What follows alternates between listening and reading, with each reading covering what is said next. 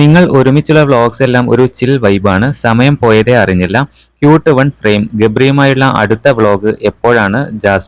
Jasmine അവസാനം പങ്കുവച്ച വീഡിയോക്ക് താഴെ വന്ന കമന്റുകളാണ്. Jasmine പൊളിക്ക് nice. സദാചാരക്കാർക്ക് കുരു പൊട്ടിക്കൊണ്ടേയിരിക്കും. പോകാൻ പറ.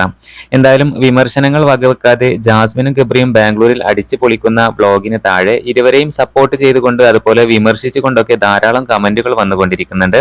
എന്തായാലും ബാംഗ്ലൂർ വ്ലോഗിന്റെ തുടക്കത്തിൽ തന്നെ വീഡിയോ എടുക്കുന്നതും അത് എഡിറ്റ് ചെയ്യുന്നതും കാര്യങ്ങളും എല്ലാം ഗബ്രി തന്നെയാണ്.